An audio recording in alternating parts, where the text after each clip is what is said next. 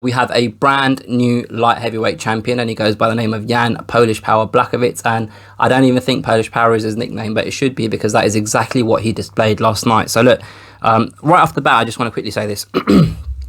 I have underestimated Jan Błachowicz throughout his UFC career. I've made a number of prediction videos about Jan Błachowicz, and then I've always said, you know what, Jan Błachowicz is a very, very accomplished fighter. He's a very well-rounded, and he's a difficult proposition for any fighter. And then I've gone ahead and predicted against him. And the same was this week. I predicted against him when it came to this fight, him against Dominick Reyes. And a couple of things clicked for me last night. A couple of things clicked for me in terms of just how good Jan Błachowicz is, and things that I saw last night that I didn't know Jan Błachowicz was capable of. So two things during the fight really stood out for me.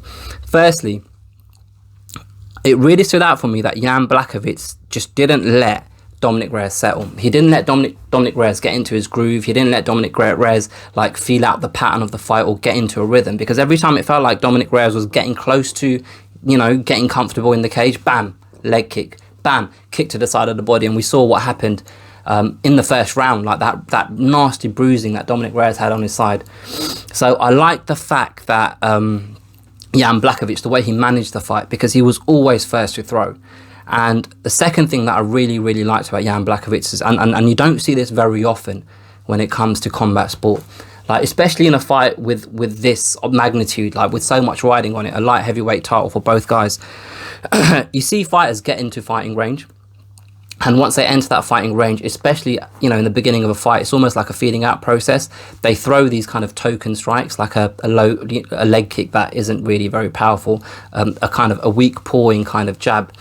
And the thing that I really, really found impressive about Jan Błachowicz is, as every time, not only firstly before, the way he managed the distance in the fight, like he was dictating the distance in the fight.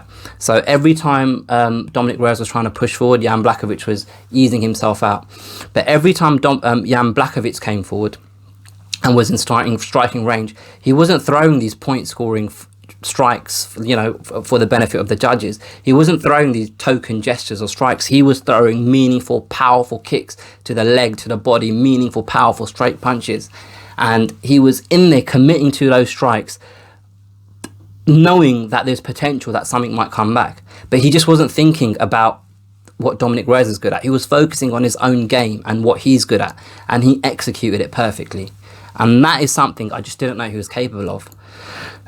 Like, you can be technically the best fighter in the world. Like, you can technically be amazing on pads. You know, footage of you in camp throwing amazing combinations and stuff like that. But doing it against an elite fighter the way Jan Błachowicz did it, like, I just didn't know he was capable of that. And that's what I found very, very, very impressive. Like, this is a guy that came from the depths of this division. Like, he joined the UFC, and I mentioned this in my previous video. He was 2-4 in his first 6 fights in the UFC. He lost 4 of his first 6 fights in the UFC. He was a prelim fighter. And for him to slowly but surely rise up the ranks in the light heavyweight division, he had his setbacks, but then he'd always come back. Like, he deserved this title shot. It's not like he was like a late replacement. He deserved being there last night. And even though everybody was kind of writing him off, myself included, the way he performed, he fought his best fight ever in the biggest fight of his career. And that shows the mental strength that this guy has. Like, not only to come back from where he was at, not only to improve the way he's been improving, but to actually fight his best fight in the fight where he's got the most pressure ever. Like, all you can do is like put your hands up and say, fuck me, man, well done. Well bloody done. Congratulations for him to get to this level and perform the way he did. It just like, it doesn't happen often. It doesn't happen often. And I have a feeling a lot of people are going to talk about Dominick Reyes and talk about the fact that, oh, he didn't fight as well as he can, etc., etc. But I don't think this is the moment for it. I think this is the moment you give Jan Błachowicz his flowers, as I say, because he's earned it. He deserves it. He deserves all the credit in the world for not only his rise up to this position, but to perform the way he did. And just quickly want to say, I mentioned in my preview video about how Jan Błachowicz is very dangerous in exchanges, and that's one thing that Dominick Reyes needs to be wary of, not to get caught up in an exchange. And that kind of happened.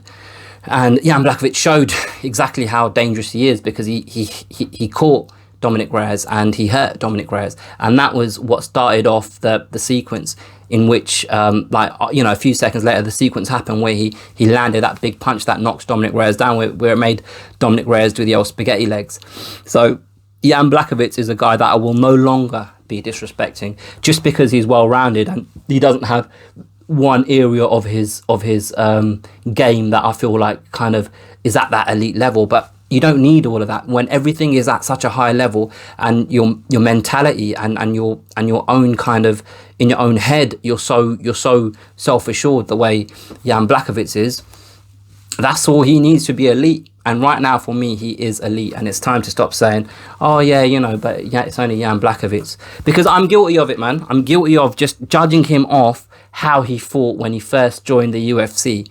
And I'm just going to finish on this, because if last night's Jan Błachowicz fought the guy that lost to Corey Anderson and Jimmy Manuwa back in 2016 or whatever it is, last night's Jan Błachowicz would maul that old version of him. Like, I don't even know if he's reached his peak, and at 37, that's some crazy shit. That is some crazy shit. Let me know what you guys think. Put your comments below. If there's anything that I haven't mentioned that you'd like to discuss, feel free to put it in the comments and I will come back to you.